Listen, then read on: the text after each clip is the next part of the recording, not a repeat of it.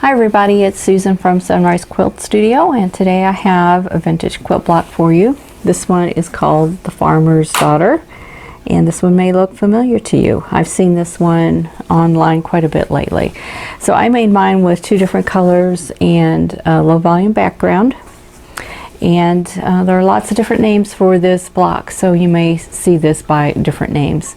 Now I used two different colors and a low volume background, but you can mix and match your colors and do anything you want to with this one. Either way, I hope you'll stay with me and I'll show you how to make the Farmer's Daughter block. Here are the fabrics you're going to need to make the Farmer's Daughter block. For A, you're going to need 4 squares that are 2.5 inches square.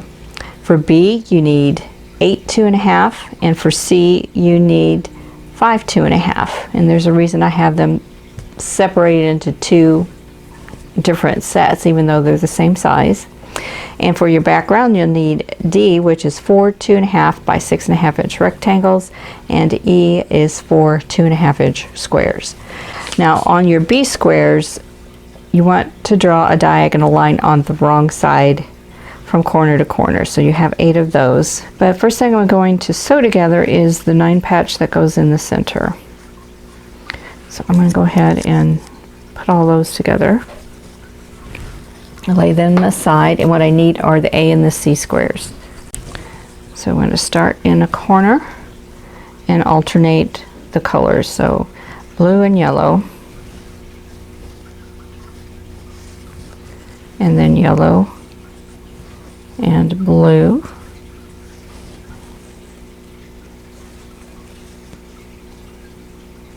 and another yellow, and then blue is in the corners. So here we go.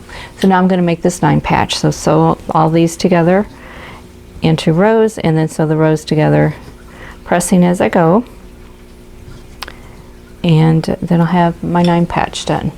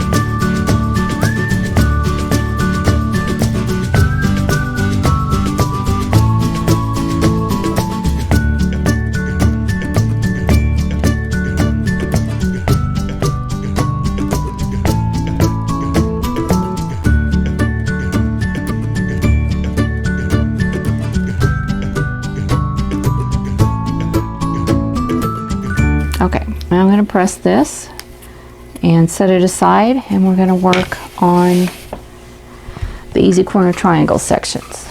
So for the easy corner triangles, I need the D rectangles and the B squares. And the B squares are the ones that I drew the diagonal line on the wrong side. So I need to put one on each corner. I'm going to start on the left side, and I'm going to start in the center or on the top and go down to the left lower corner. So I've got that teal piece lined up. I got my thread back in there. So I'm going to line this up, and so from the top to the lower left hand corner, right on that drawn line.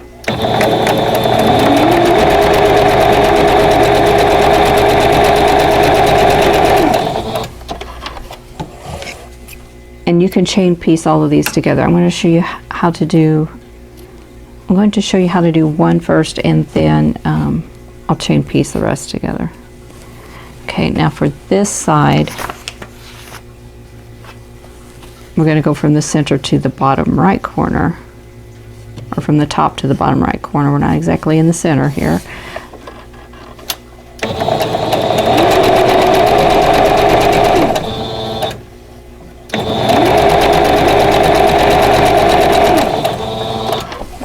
Okay. And I'm going to trim the outer triangle off, leaving a 1/4 inch seam allowance, and you can use your rotary cutter and ruler if you want. And then I'm going to press that open, and then we're going to get this shape. So I need 4 of these. So I'm going to go ahead and sew the others, and then I'll press them all, and then we can move on to the next step.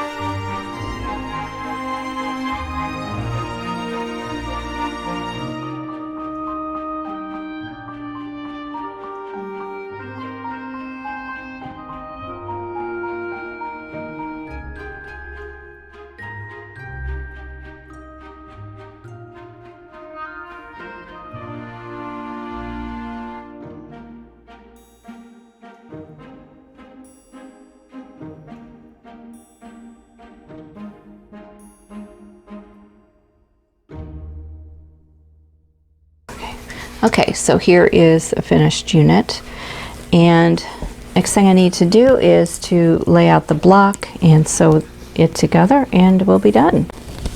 Okay, so now I'm ready to lay out the block, so I need to get my E-squares, and I'm going to start in the center with the 9-patch unit, and we're going to lay one of these units on each side, and we're doing the narrow section goes towards the center here. So the blues are all matching right here, and then my background squares, the E-squares, go right in the corners. So that is it for the block. So I'm going to sew it into rows, sew the rows together, and we'll have a finished block.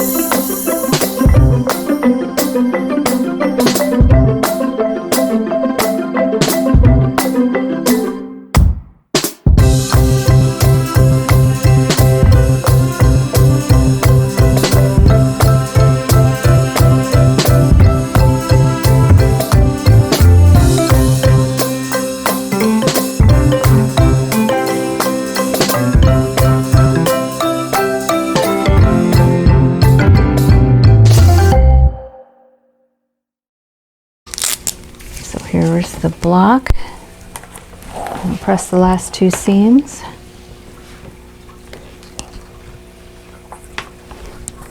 And then I'm going to just press those open.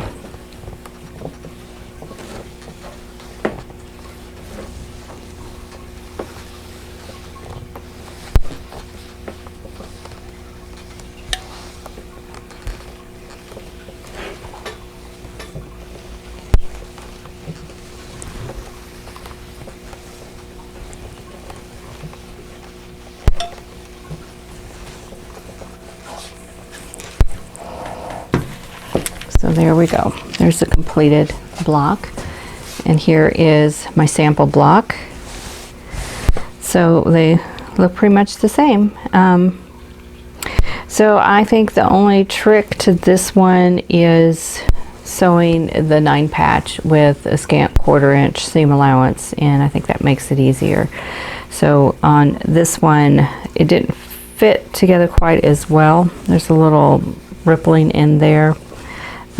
Where I don't have that in this block, so you know, each block could be a little bit different. So anyway, this is the Farmer's Starter block, and I hope you'll give this one a try. Okay, well that is it for the Farmer's Daughter block. I hope you'll give this one a try. It's really not too difficult, and it makes a really pretty block. So this is one that I think you'll enjoy, so I hope you'll give it a try. So if you like this video, please click that like button. Don't forget to subscribe if you haven't already, and click that notification bell so you'll be notified when the next video comes up. And don't forget to share this video with your friends. And in the meantime, I hope you're all staying safe and healthy, and I'll see you in the next video. Thanks for watching. For more quilting ideas, click on the video links. And to keep up with my latest projects, click on the subscribe button. I hope to see you again soon.